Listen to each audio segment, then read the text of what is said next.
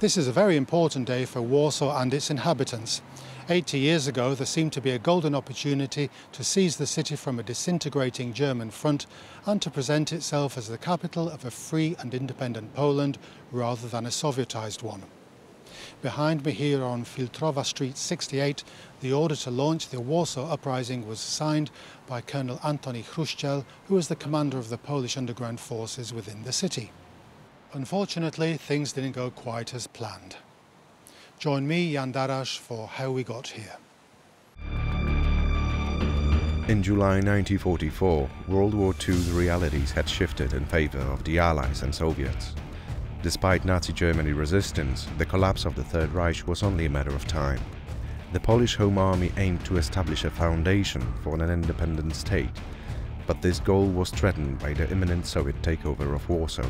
By late July, Germans fortified Warsaw to delay the Soviet advance, yet lacked sufficient troops for sustained street combat. The heavily militarized Praga district saw an uprising that was quickly abandoned. Insurgents were told to lay down their weapons and return underground. General Tadeusz Komorowski, aware of the uprising's bleak prospects without Allied support, requested aid from London on August 4th.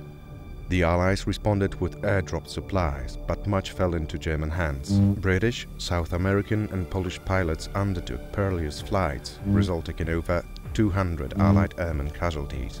The missions, launched from Brindisi, Italy, faced a 3,000-kilometer round trip over Nazi-occupied territories. Stalin, having agreed at the Tehran conference in December 1943 with Churchill and Roosevelt to place Poland in the Soviet sphere, saw the uprising's failure as advantageous. The Poles were unaware of these agreements, and Soviet aid was minimal and ineffective, arriving only in the uprising's final stages. From September 13th, the Soviets conducted limited airdrops using U-2B planes with supplies often damaged due to lack of parachutes.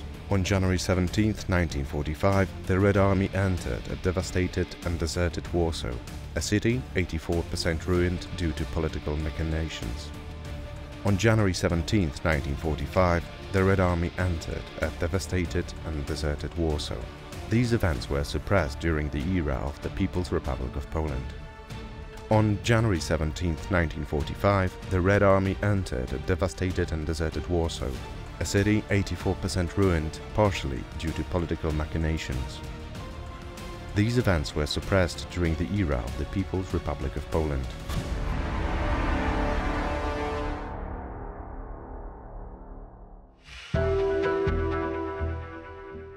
The building behind me is the Pasta. It used to be Warsaw's telephone exchange, and it was the scene of one of the most savage battles between the insurgents and its German garrison. The Poles eventually captured it towards the end of August. In many ways, it represents the high watermark of the uprising. But for 63 days, the Poles had flown their own flags over their own buildings and had enjoyed a semblance of Polish normality, given the circumstances. This feeling of being in your own country, under your own flag, shouldn't be discounted.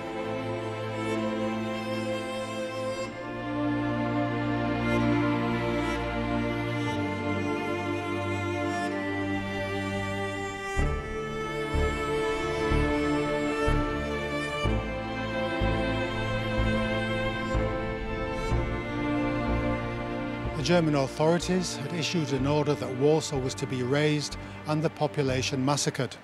One of the worst of these took place during the first week in August. The unit responsible was led by SS General Oskar Dirlewanger, and it was an SS penal brigade housing the worst of the worst. They murdered between 40 and 60,000 inhabitants of the city, and their job was not just to terrorize the remainder of the population into submission, but to start an operation to link up German forces here in the west via the old town and linking, finally ending up on Praga on the right bank.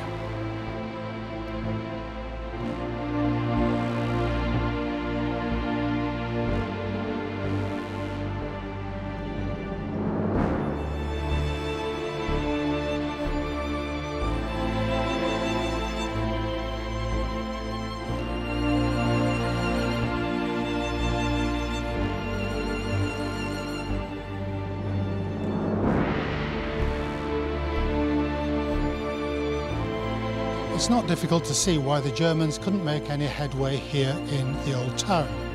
Narrow streets, solidly built buildings. The Poles had thrown up barricades across the whole of Warsaw, covered them with snipers, and the Germans had to attack. Here in the old town they attacked a couple of times, but then let their heavy weapons do the work. The old town surrendered at the end of August. You have to remember that all we can see around us today was rebuilt after the Second World War finished.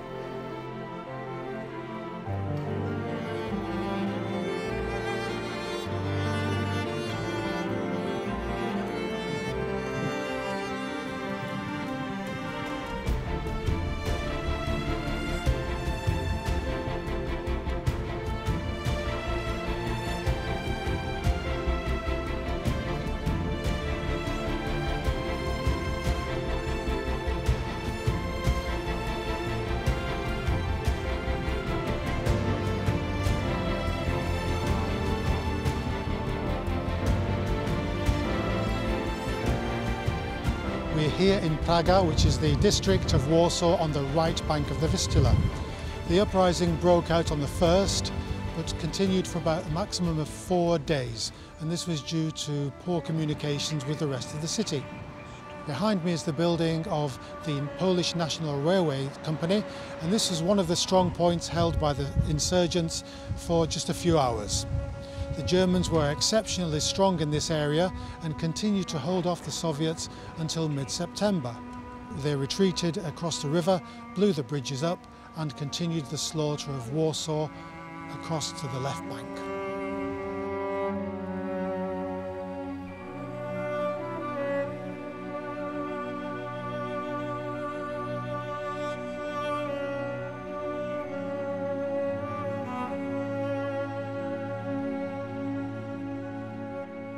The Red Army and Polish troops entered Warsaw in January 1945.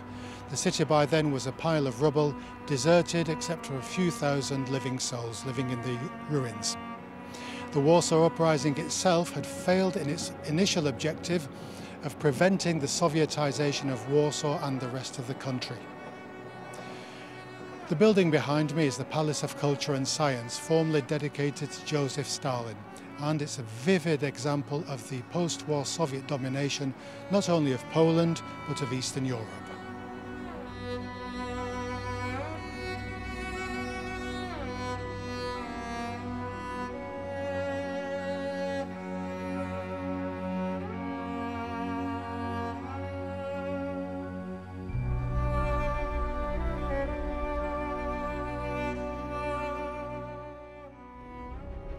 It was to be razed to the ground as punishment, but somehow Warsaw had survived, despite the first years of its reconstruction not being easy. Before starting the capital's rebuilding process, the scale of the damage inflicted had to be properly assessed, and it was hard to comprehend. The landscapes in Warsaw just after the end of the Second World War were post-apocalyptic. The only thing left of the city was a desert of rubble. But as early as January 1945, residents began to return to the city to try to rebuild what was left of their homes. It was estimated that only 140,000 of the 654,000 habitable rooms in Warsaw remained fit for use. Of the city 957 historic buildings, 782 were completely destroyed, while 141 suffered serious damage. Despite being set on fire, 34 survived, only because the Germans did not have time to complete their destruction. Technical infrastructure was also non-existent. Railway station had been blown up, the trucks covered in debris, just like the streets themselves. On May 24, 1945, a decree on the reconstruction of Warsaw was issued, under which the powers of the Office of Planning and Reconstructions were established. 2 years later, on July 3, 1947, the law on the reconstruction of the capital city of Warsaw was adopted. Some of the structures were completed fairly quickly. For example, in 1946, the Poniatowski Bridge and the Gdańsk Railway Bridge, and in 1949, the WZ route. In the same year, the Zygmunt column was erected. The reconstructed Old Town of Warsaw was added to the UNESCO World Heritage List in 1980. As the world's first 100% faithful historical reconstruction. As a consequence, Warsaw was able to properly develop. In the decades that followed, Warsaw slowly transformed from a destroyed battleground into a respected European capital and a financial, science and political hub. Today's Warsavians cherish the memory of the uprising and proudly speak of the courage of the soldiers. Warsaw is a city that likes to look forward, but all around us we can see the physical traces of the uprising.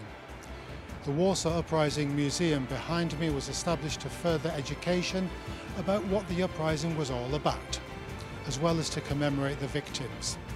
It uses personal testimony and cutting-edge technology to further the education about the uprising and also to inspire younger generations. In many ways you can say that this was where Warsaw ended, a new Warsaw began.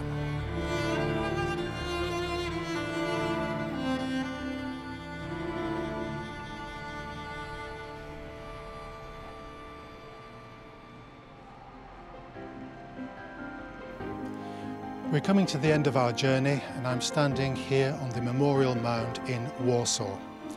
By 1945 the city had been reduced to a pile of rubble over 20 million cubic meters. It's a place that symbolises the spirit of the city and the sacrifices of its inhabitants. It's also a powerful symbol of the destruction vested by the Germans in 1944, as well as the spirit of the Polish people. Every year on the 1st of August at 5 p.m, Warsaw comes to a standstill and pays its respects. This indeed is a place where the past meets the present.